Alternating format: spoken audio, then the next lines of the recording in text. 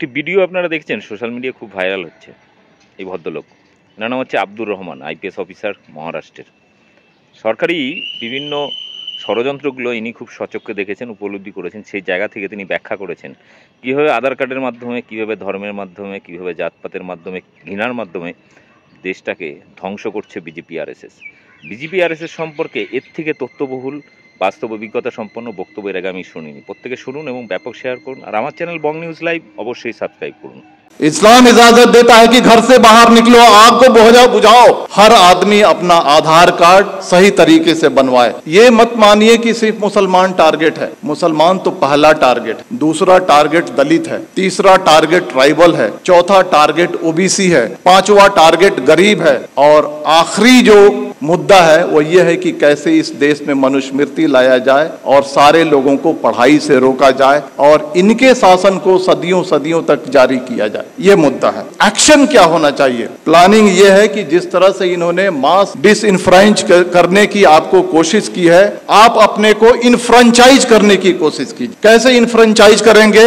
अपने सारे voting documents को प्रॉपर तरीके से सबसे पहले बनाइए। आज ही जा करके हर आदमी अपना आधार कार्ड, अपना इलेक्शन आइडेंटिटी कार्ड, बाकी सारे कार्ड्स सही तरीके से बनवाए। जो आदमी घर शिफ्ट करता है, शिफ्टिंग के बाद मैंने किताब लिखी है, उसमें कहा गया है कि अगर एक दलित और एक मुसलमान अगर अपने घर को शिफ्ट करता है तो उसके नाम को डिलीट कर दिया जाता है। आप जहां पर जाते हैं नए तरीके से अपने नाम को ऐड कीजिए। आपके मेल को फीमेल लिखा जाता है, आपके फोटो को चेंज कर दिया जाता है। बीजेपी के लोग फॉर्म नंबर 7 के थ्रू आपके वोटर आइडेंटिटी कार्ड को चैलेंज करते हैं। बिना इंक्वायरी के इलेक्शन कमीशन आपके वोटर आइडेंटिटी कार्ड को खत्म कर देता है। आप सजग नहीं है। सबसे पहले आप सजग होइए, सबसे पहले अपने कार्ड्स बनाइए। कार्ड्स बनाने के बाद जो वोटर लिस्ट है उसको उठाइए और देखिए कि महमूद आलम अगर लिखा हुआ है तो उसका स्पेलिंग सही है क्या? हम मेल हैं तो मेल है क्या? फीमेल है तो फीमेल है क्या?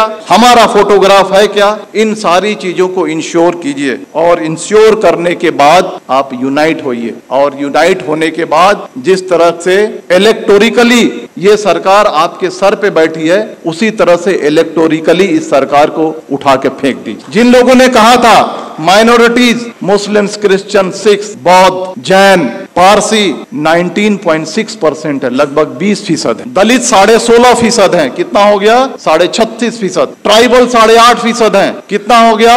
45% हो गया। अगर सेकुलर जो हमारे ओबीसी हैं और सेकुलर जो हमारे अपर कास्ट हैं, अगर इनको मिला दिया जाए तो हमारी तादाद 60 के ऊपर जाती है। और अगर हम चाह लें प्रॉपर तरीके से यूनाइट हो जाएं, प्रॉपर तरीके से अज़्म कर लें, प्रॉपर तरीके से साइलेंट रेवोल्यूशन के लिए अगर हम तैयार हो जाएं तो इस सरकार को हम इलेक्टोरिकली उखाड़ फेंक सकते हैं। और इसके लिए आपको तैयार होने की जरूरत। तो मेरे कहने का मतलब है कि दोस्तों, ये जो सारी चीजें जो आपके सामने फैक्ट्स हो रही हैं, ये हिंसा नहीं है, ये मणिपुर नहीं है, ये कश्मीर नहीं है, ये यूसीसी नहीं है, ये सीएए नहीं है। ये एक ही है कि आपको मास स्केल पे कैसे डिसइंफ्रेंचाइज किया जाए, वोट देने के अधिकार से आपको कैसे वंचित किया जाए। इस बात को समझिए, अपने वोटिंग राइट्स को समझिए। आपकी इस देश में कदर व कीमत क्यों है?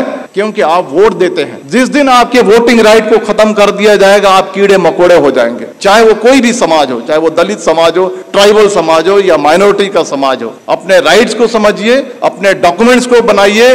और आने वाले इलेक्शन में मैं कहना चाहता हूं कि वोट करना ये लगना चाहिए कि 100% दलितों ने, 100% मुसलमानों ने, 100% ट्राइबल ने वोट किया है। और अगर आने वाले इलेक्शन में अगर आप वोट नहीं करते हैं तो समझ जाइए कि आप अपने मजहब को धोखा दे रहे हैं, आप अपने देश को धोखा दे रहे हैं। अगर बाहर आग लगी हो और घर के अंदर अगर हम चैन से बैठते हैं, इस्लाम इसकी इजाजत नहीं देता है। देखिए, आपके सामने जो बातें हो रही हैं आज, इस चर्चा सत्र के 2 पार्ट है। एक पार्ट है यूसीसी और दूसरा पार्ट है मॉब वायलेंस। हम दोनों को अलग अलग चर्चा करेंगे। पहला मैं कहना चाहता हूं, हम यूसीसी को हम लेते हैं। आज से 6 महीना 1 साल पहले आपने देखा होगा कि लव जिहाद और धर्मांतरण इस देश का सबसे पहला मुद्दा था। अलग अलग रियासतें अपने अपने रियासत में कानून बना रही थी। कर्नाटक की बीजेपी सरकार कानून अलग से बना रही है, मध्य प्रदेश की सरकार अलग से कानून बना रही है,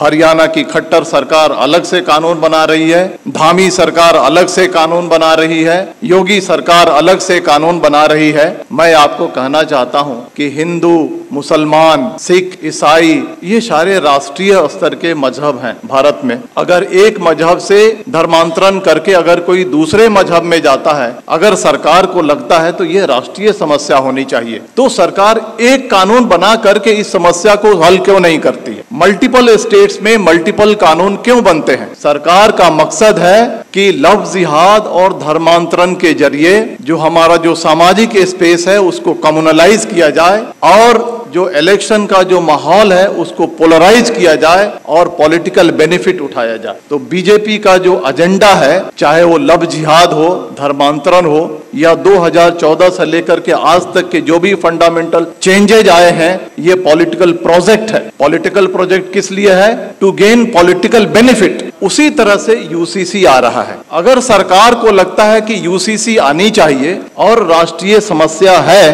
तो आसाम का चीफ मिनिस्टर हिमंता बिस्वा शर्मा क्यों कहता है कि हम पॉलीगेमी पे कानून बनाएंगे?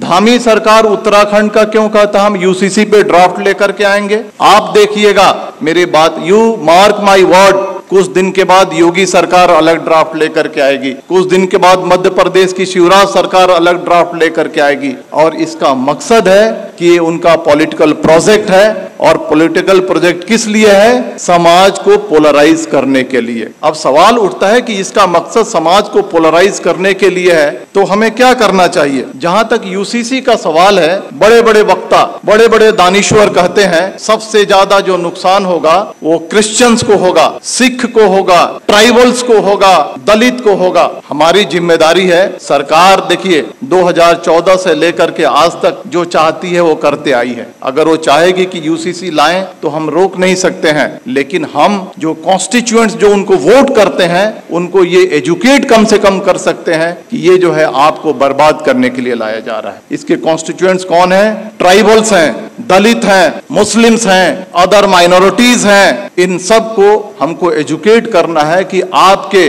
Different language, different culture, different रहन सहन आपके मजहब को बर्बाद करने के लिए लाया जा रहा है। और ये हिंदू कल्चर नहीं थोपा जा रहा है, ये brahmanical mindset, upper caste Hindu mentality को कमजोरों पे थोकने की ये साजिश है। इसके लिए हमको देश को आगाह करने की जरूरत है। अब आते हैं मॉब वायलेंस में, क्योंकि वो ज्यादा देश के सामने एक बड़ा समस्या है। आपने देखा होगा कि जब भी मॉब वायलेंस होता है तो इसके दो पार्ट हैं कि जो बातें रिपीट हो रही हैं उसको बोलने की जरूरत नहीं है। जो पेपर में आता है, जो सोशल मीडिया पे आता है, जो वक्ताओं ने कहा, it's a matter of record, उसको रिपीट करने की जरूरत नहीं। हम क्या नया रखते हैं उसका ज्यादा महत्व है। मॉब वायलेंस के दो पार्ट हैं, एक जो एक्चुअल जो विजिलेंटे ग्रुप और एक सरकार जो खामोशी से उसका सपोर्ट करती है। जो विजिलेंटे ग्रुप है, जो एक्चुअल क्राइम कमिट करता है, आज फ्रीली घूम रहा है, हथियार कलेक्ट कर रहा है, क्राइम कर रहा है, माइनॉरिटीज पे वार कर रहा है